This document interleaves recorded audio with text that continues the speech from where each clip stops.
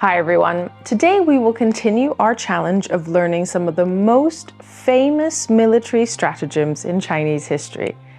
三十六计, the 36 stratagems. We will dive into chapter 2, 第二套, 敌战计, engaging in confrontation.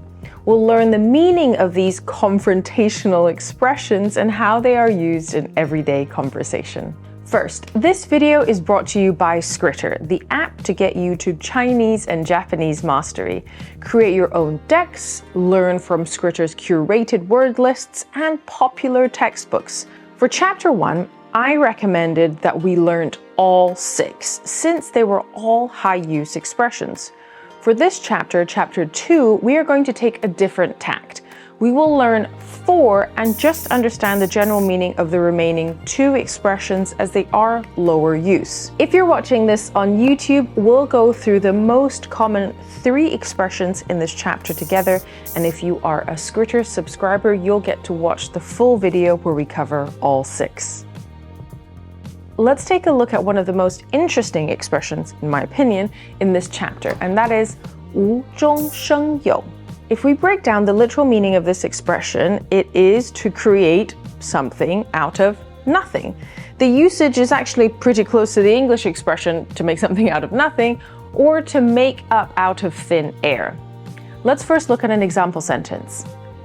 这件事完全是无中生有，太过分了，做人怎么能这样乱讲话呢？This thing has been completely made up out of thin air. They've really crossed a line here. I can't believe someone can go about saying all of this nonsense. 无中生有 is definitely an expression that you hear in common parlance. However, I was curious as to its appearance in the 36 stratagems. I didn't actually know it was part of the 36 stratagems. What does this expression mean in the context of confrontational warfare?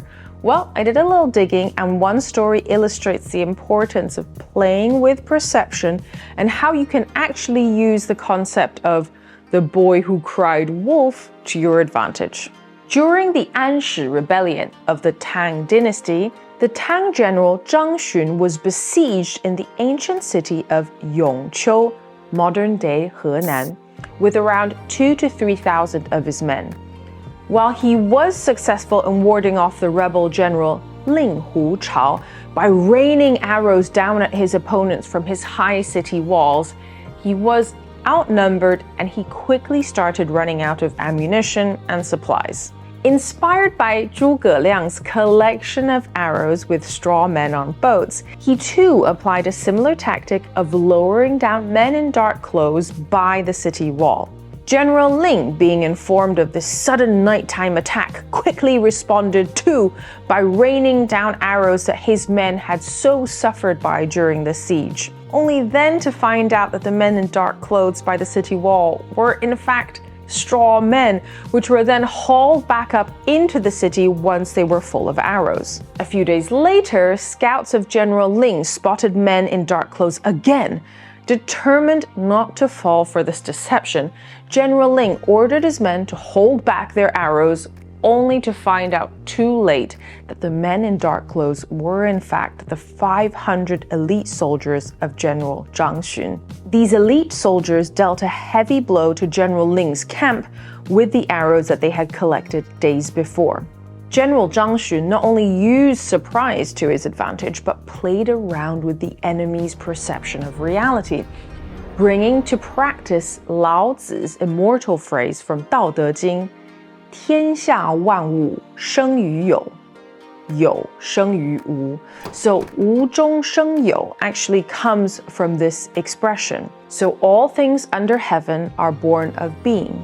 Being is born of non-being, revealing the importance of playing with the perception of reality in warfare.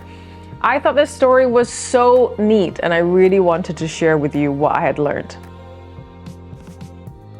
隔岸观火, yes, to watch a fire from the opposite coast. This is a metaphor for being indifferent and not getting involved. So you're watching a fire burn down across the river. Let's look at an example sentence. 公司都发生这种大大事了，他一副跟他无关的样子，隔岸观火，他的人品也是蛮烂的。With such a big incident happening at the company, he just acts as if it has nothing to do with him, acting with total indifference. I think it really shows his true colors. 笑里藏刀, a knife hidden in one's smile. I'm not going to go into the meaning because you can probably guess what it means. We're going to go straight into an example sentence to see if you can really understand it used in context. 他其实是一个心机很深的人，你不要以为他很亲切就什么都要跟他说，他这是笑里藏刀，等着要害你。He's actually a very scheming person. Don't think that just because he seems kind and friendly, you can tell him everything. He's hiding a knife behind that smile, waiting to get back at you. Thank you for learning those expressions with me. Don't forget that you can download Skritter today, start your free trial. You'll also get Skritter's complete guide to learning Chinese, as well as learning the final 3 expressions together with us in app. I'll see you next time. 再见!